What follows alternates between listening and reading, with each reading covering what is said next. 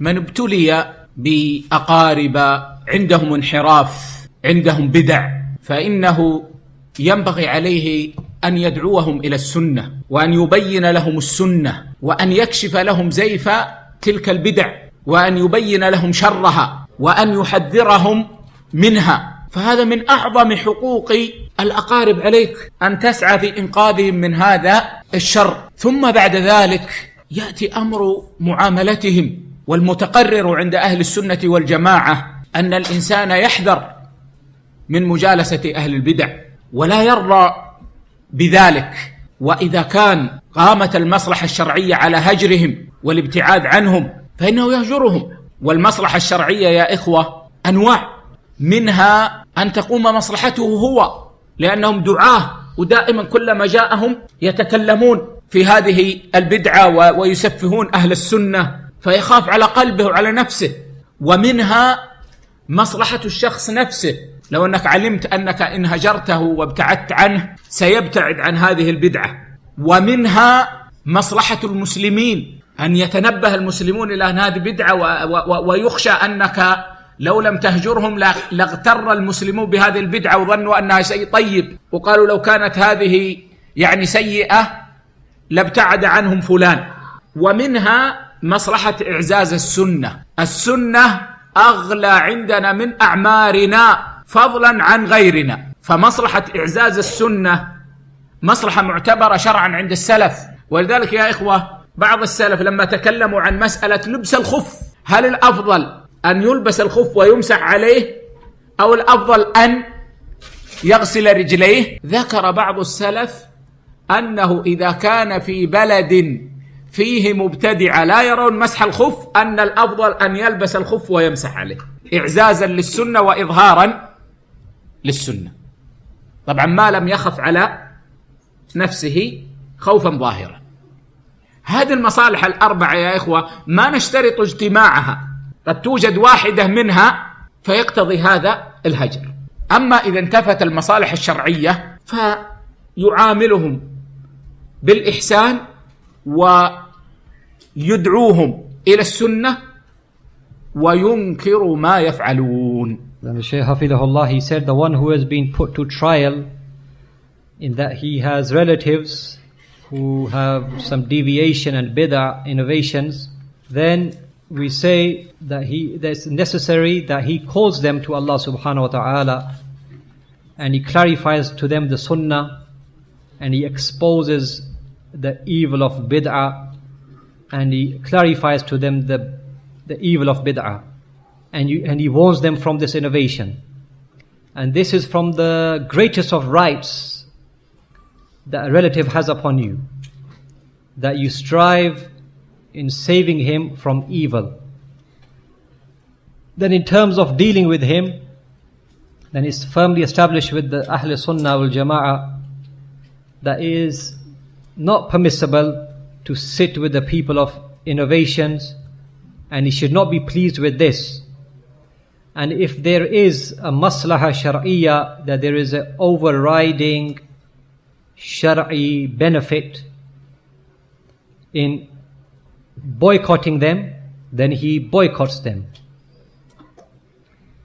And the Shaykh Hafidahullah, he said this maslaha shar'iyya is of different types. First of all, this benefit or this maslaha, this good, can be for him himself, in the sense that whenever he goes to visit them or they visit him, they call him to their bid'ah and they're always talking about this and they are callers to bid'ah. And he fears for himself and he fears for his heart. Then he boycotts them. And likewise, when we're talking about the second maslaha, is for the person who comes with the bid'ah. This returns, the benefit returns back to the person who comes with this innovation, and he is boycotted. And when he's boycotted, then this has an effect on him and he stays away from this innovation. The third one is where there is an overriding benefit for the Muslims in general, so that the Muslims are aware that this is an innovation. For indeed, in this case, if he was not to boycott these people, then the general masses will become deceived and they will begin to think that this is something good. Because had it been something bad, then he would have boycotted these people. But because he hasn't, and he still sits with them and befriends them, then it must be something good. And the fourth and the final maslaha is of that honoring the sunnah, or making the sunnah apparent and upmost. Yani making the sunnah apparent and honoring it. And the sunnah is more expensive and is more dearer to us than our own lives, let alone the lives of others. And this is a maslaha, and this was a maslaha which was firmly established with the Salaf, to the extent that when talking about wiping over socks, some of the Salaf were asked, what's better, to wear socks and then to wipe over them at the time of ablution, or just to wash the feet? So they replied by saying that if you are in a country or a place where bid'ah is spread, where there is bid'ah, then wipe over your socks. Wear your socks and then wipe over your socks in order to make the sunnah apparent and manifest, and to honor the sunnah, as long as he doesn't fear real harm upon himself. Then the Shaykh Hafidahullah, he said that it is not a condition that all of these masalih, all of these four benefits have to be present. Even if one of these benefits or one of these masalih is present, then this necessitates boycotting.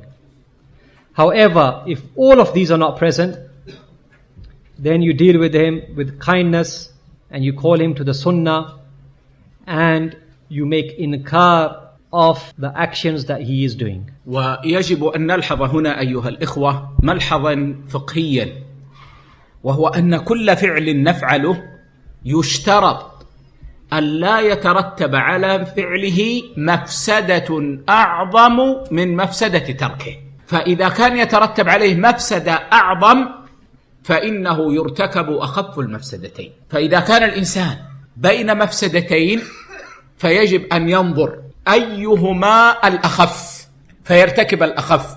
ولذلك يقول العلماء: ليس العاقل الذي يعرف الخير من الشر، ولكن العاقل الذي يعرف خير الخيرين وشر الشرين. الحكمة أن تعرف خير الخيرين لتفعل الأعلى، وأن تعرف شر الشرين عند تزاحمهما لترتكب الأخف.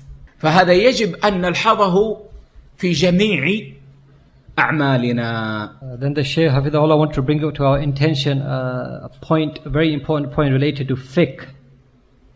The Shaykh said that every action that is done, then we must look at the mafsada, the harm. That if we do a particular action, then will the harm be greater than if we were to leave the action? So if there is a greater harm, then that greater harm is to be abandoned, and you carry out the lesser harm. I mean, you carry out that thing which causes the lesser harm.